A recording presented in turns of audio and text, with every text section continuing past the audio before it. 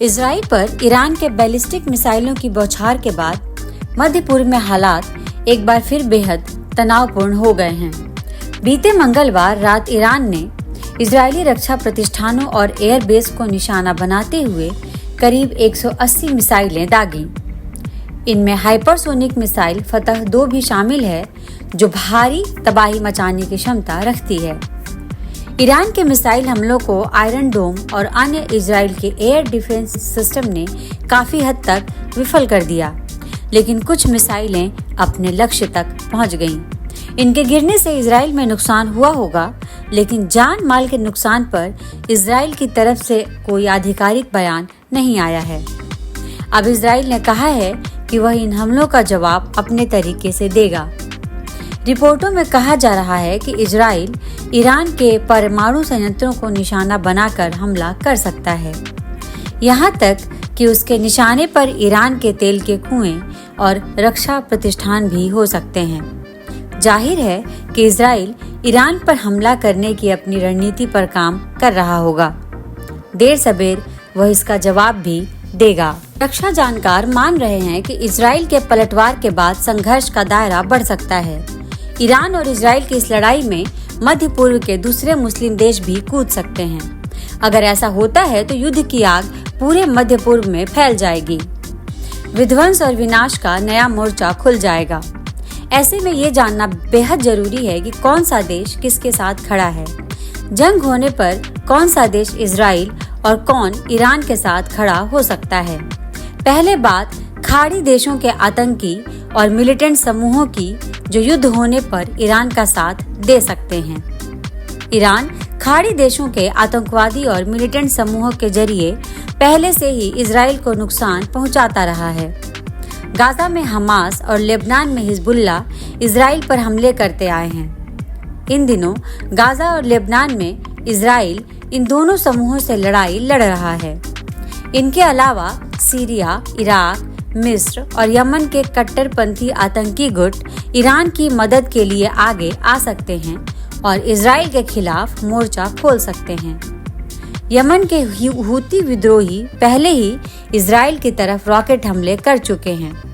Iraq में अल-नुज़ाब Mahdi army, मिस्र के मुस्लिम ब्रदरहुड, सीरिया के अस-साइका और फतह अल-इंतिफदा से इजराइल को खतरा बना रहेगा। ये सभी एक साथ इजराइल पर कोऑर्डिनेटेड हमला कर सकते हैं। मध्य पूर्व या खाड़ी देशों में सऊदी अरब काफी अहमियत रखता है। इजराइल और ईरान युद्ध पर उसका रुख काफी मायने रखेगा। ईरान एक शिया देश और सऊदी सुन्नी मुल्क है। दशकों से दोनों देशों के बीच बनती नहीं है, लेकिन इजराइल के साथ युद्ध शुरू होने पर सऊदी अरब किसके साथ खड़ा होगा, यह उसके लिए भी एक बड़ी चुनौती है।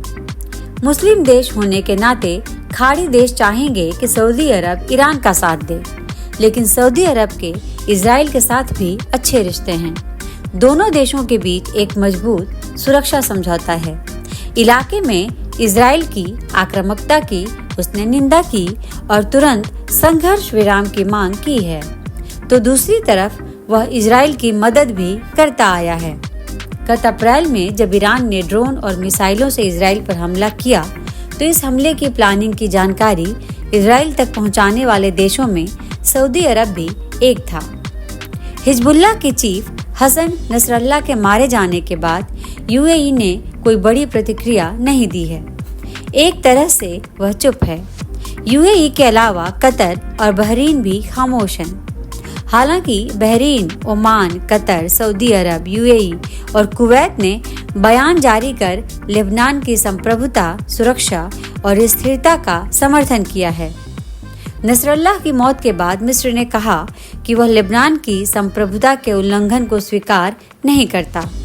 हालांकि ईरान समर्थित आतंकी गुटों और उसकी नीतियों को लेकर मिस्र उसकी खिलाफत करता रहा है। नसरल्लाह के मारे जाने के बाद मिस्र के राष्ट्रपति ने कहा था कि पूरा इलाका मुश्किल हालात में है। जॉर्डन की अगर बात करें तो उसकी सीमा वेस्ट बैंक से मिलती है और यहाँ फिलिस्तीनी शरणार्थियों की बड़ी संख्या रहती है। इजराइल जब बना तो इस क्षेत्र की एक बड़ी आबादी भागकर जॉर्डन आ गई थी। इस युद्ध में जॉर्डन फिलिस्तीनियों के साथ खड़ा है और वह दो देशों के सिद्धांत का समर्थन करता है। अब बात तुर्की की।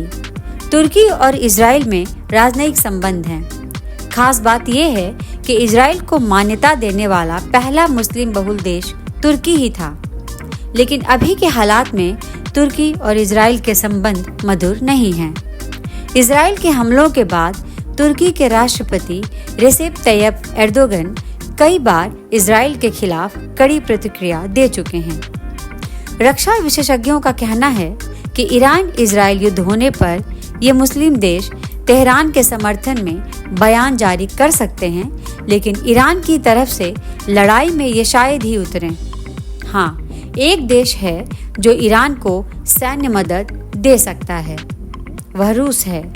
चीन भी सामने न आकर पीछे से ईरान को पैसे और तकनीक की मदद कर सकता है। अब बात इजराइल की। युद्ध में इजराइल का साथ अमेरिका, ब्रिटेन, फ्रांस और पश्चिमी देश दे सकते हैं। इजराइल के आसपास समुद्र में अमेरिका के युद्धपोत घातक हथियारों और मिसाइलों के साथ पहले से तैनात हैं। अमेरिका सीरिया, इराक सहित खाड़ी देशों में अपने सैन्य ठिकानों पर अपने सैनिकों की संख्या भी बढ़ा रहा है। अमेरिका इजराइल की सुरक्षा की जिम्मेदारी लेता है। वह इजराइल को नुकसान पहुंचने नहीं देगा। ईरान पर तो वह सीधे हमला नहीं करेगा, लेकिन अपने हथियार, गोला बारूद और तकनीक से इजराइल की मदद करता रहेगा। ईरान को कमजोर और नकेल कसने के लिए पश्चिमी देश उस पर नए सिरे से नए और कड़े प्रतिबंध लागू कर सकते हैं। दोस्तों, हमारे इस वीडियो को लाइक, शेयर और चैनल को सब्सक्राइब जरूर करें। धन्यवाद।